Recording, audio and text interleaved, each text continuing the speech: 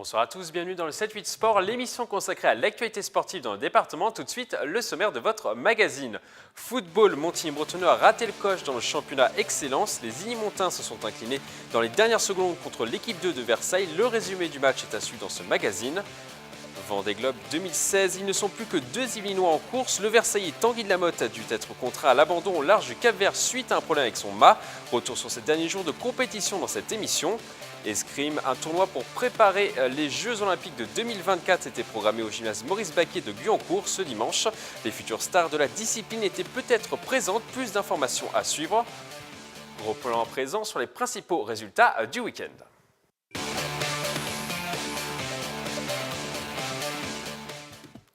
On commence ce magazine du sport yvelinois par du football et le championnat Excellence. Montigny-Bretonneux avait l'occasion de se relancer ce week-end dans cette division. Mais les Igny-Montins se sont inclinés contre l'un des favoris de la poule, Versailles 2. Les Saint-Quentinois ont concédé la défaite sur leur pelouse 1-0. Le montage est signé Romain Ruspini.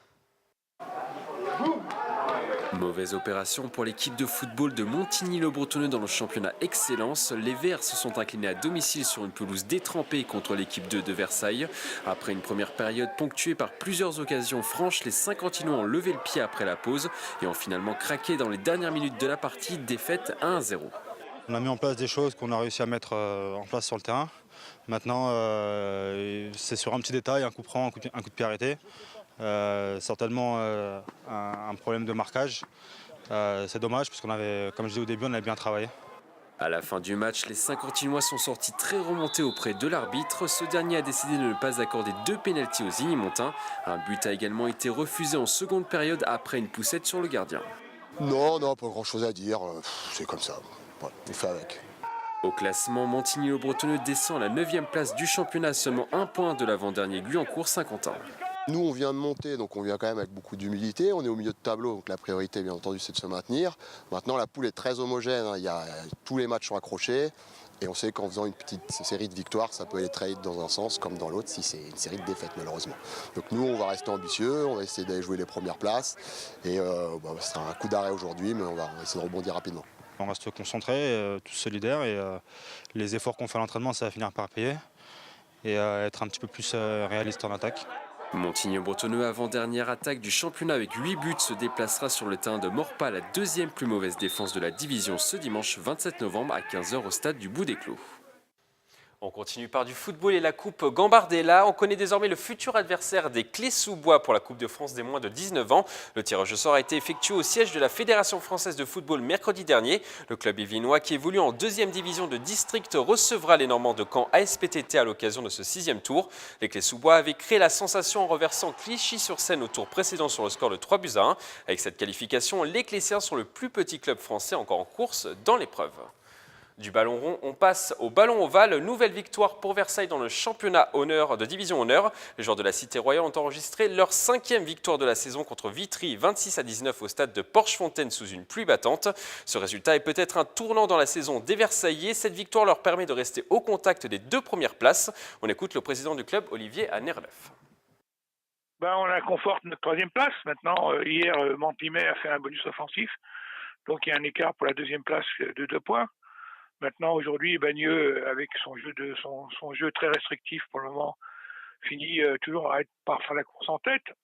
Donc nous, on regarde bien sûr devant, on regarde plus derrière. Maintenant, les matchs vont jouer les uns après les autres, hein, sachant que pour le moment, on ne vise pas la première place, mais on vise la 2e. Prochain match pour les Versaillais ce dimanche à 15h sur le terrain de Vincennes. On joue également ce week-end en Fédéral 3 de rugby. Tout va bien pour Plaisir après avoir remporté leur dernier match contre Caen 75-0. Les Plaisirois se sont imposés 45-0 contre Scuf. Une véritable démonstration contre l'une des équipes les plus faibles de la poule. Les joueurs de Jean-Mis sont toujours 2e du classement à 5 points du leader Rissorangis.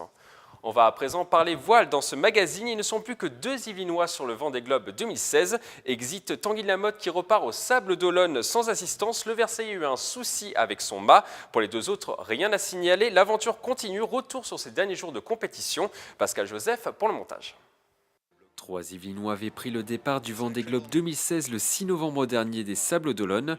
Ils ne sont plus que deux en course. Le Versaillais Tanguy de Lamotte, qui visait une place dans le top 10 sur ce Tour du Monde en solitaire et sans escale, est contraint à l'abandon.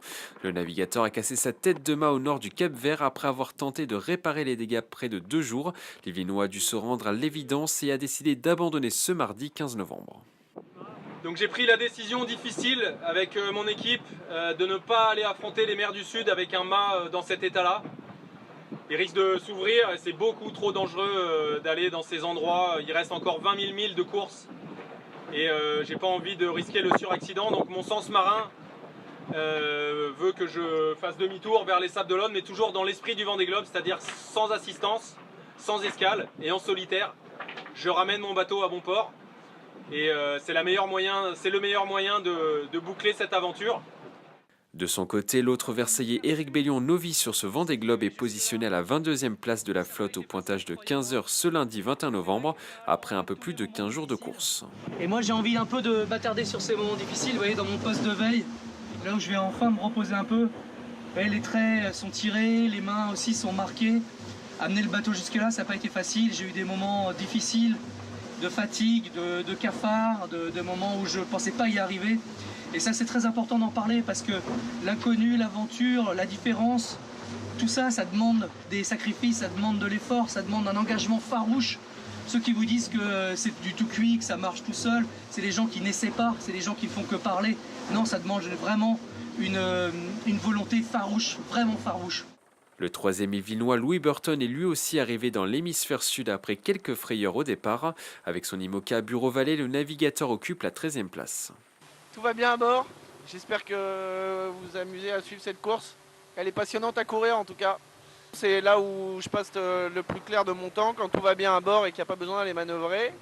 Donc à l'abri de cette magnifique casquette superbement préparée par l'équipe.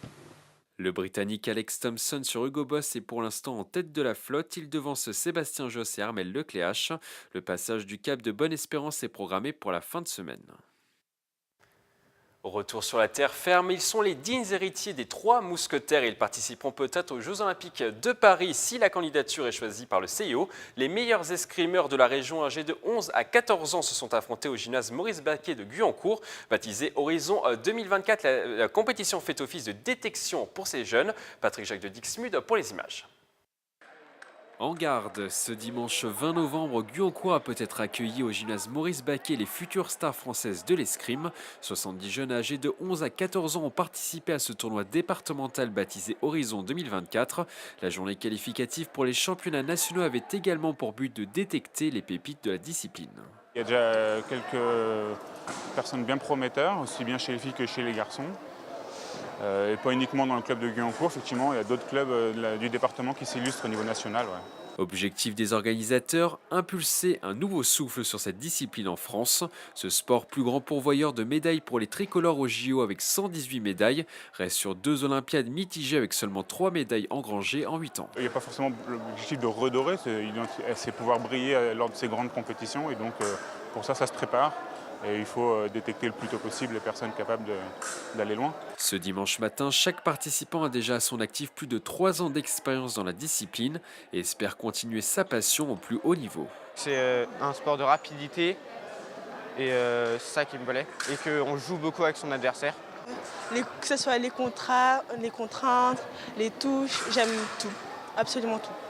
La concentration, la patience et en même temps, il faut être vraiment très rapide pour attaquer. Une passion qui pourrait les emmener à combattre en 2024 au Grand Palais à Paris si la France est retenue pour organiser les Jeux. Un rêve à la pointe de l'épée.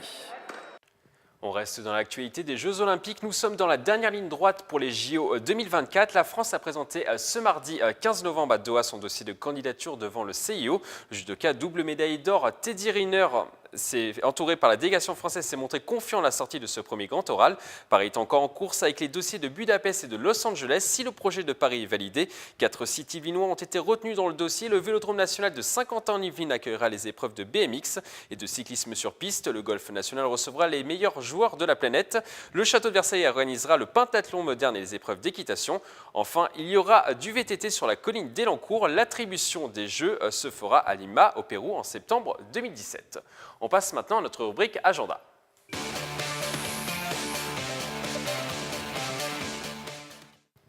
Un combat qu'il ne faudra pas manquer si vous êtes un fan de boxe. Le Verriérois Ahmed El Moussaoui, 26 ans, affrontera l'Espagnol Seferino Rodriguez pour le titre vacant de champion d'Europe EBU des poids welter.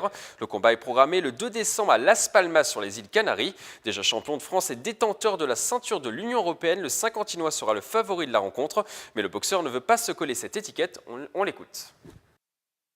Je pense que ça va être un combat tactique et normalement je suis au-dessus. Je suis au-dessus de lui. Après, voilà, le seul avantage pour moi que je vois, c'est qu'il est chez lui et c'est tout. Mais sinon, normalement, voilà. J'espère en tout cas avoir une victoire avant la limite. On continue cet agenda par du judo. Le traditionnel tournoi international de judo de Trappes fêtera ce week-end sa 24e édition au gymnase Paul Maillet. Comme tous les ans, plus de 600 sportifs sont attendus dans l'enceinte saint-quentinoise pour participer à l'événement. On attend des judokas de l'Île-de-France, mais également de la France entière et également des étrangers. Si vous êtes intéressé, la compétition débutera le matin à 9 h. Il y aura également du handball, un match capital pour l'équipe senior féminine de Montigny-au-Bretonneux. Ce week-end, les Ily-Montaines reçoivent Arnes dans leur gymnase Pierre de Coubertin à l'occasion de la 7e journée de National 2. Descendue cette année dans cette division, l'ASMB est pour le moment en bien mauvaise posture en championnat.